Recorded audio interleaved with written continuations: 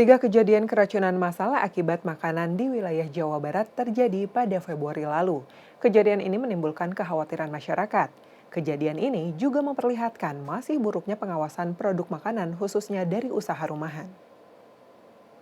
Hingga Maret 2023 sudah ada 3 kasus keracunan yang terjadi di Provinsi Jawa Barat. 2 diantaranya terjadi di Kabupaten Bandung Barat dan 1 di Kabupaten Garut. Sementara di tahun lalu terdapat 7 kasus keracunan. Hal ini tentu saja harus mendapatkan perhatian dari masyarakat dan pemerintah daerah setempat. Selama bulan Februari ada 2 kejadian keracunan massal yang terjadi di Kabupaten Bandung Barat. Kejadian pertama pada 12 Februari lalu ketika 83 warga desa Cilangari dirawat di rumah sakit setelah menyantap nasi kotak dalam acara keagamaan. Kejadian kedua terjadi pada 26 Februari lalu di Kampung Cijengkol, Desa Wangunsari. Sedikitnya 226 warga mengalami keracunan setelah menyantap makanan hajatan salah satu warga. Menurut Kepala Bidang Pencegahan dan Pengendalian Dinas Kesehatan Kabupaten Bandung Barat, Nurul Rasihan, sejak Sabtu 4 Maret, seluruh korban keracunan sudah pulang dari rumah sakit. Berdasarkan hasil pemeriksaan yang dilakukan di Laboratorium Kesehatan Daerah Jawa Barat, sumber keracunan pada makanan berasal dari bakteri.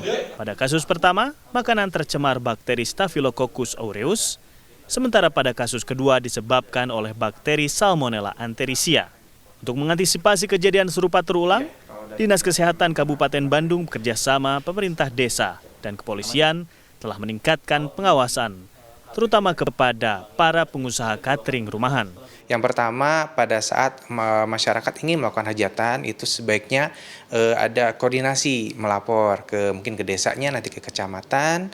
Kaitannya dengan kepolisian itu biasanya dari sisi keramaiannya, tetapi dari sisi kesehatan nanti akan ada rujukan ke puskesmas yang nanti dari puskesmas akan membuat surat rekomendasi ya, ataupun nanti kita akan kunjungan ke lokasi hajatan. Sehingga nanti untuk menghindarkan yaitu tadi ya keracunan-keracunan seperti ini.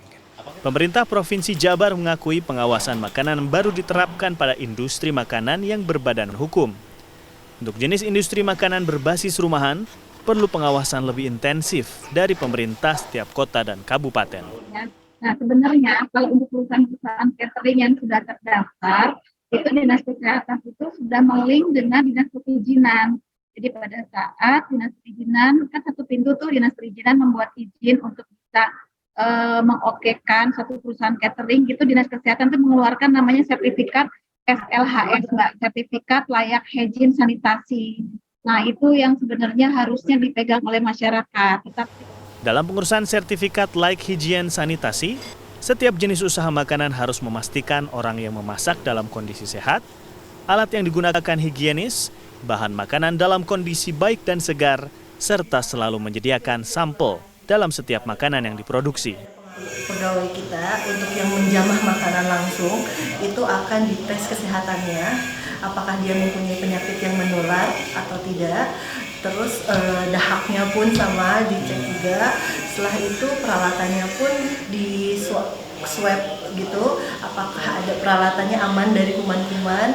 Air yang kita gunakan juga dicek oleh lab, dan contoh sampel makanan kita dicek juga dari ke sana, sehingga nanti oleh Dinas Kesehatan dicek apakah kita bisa layak atau tidak untuk menyajikan makanan.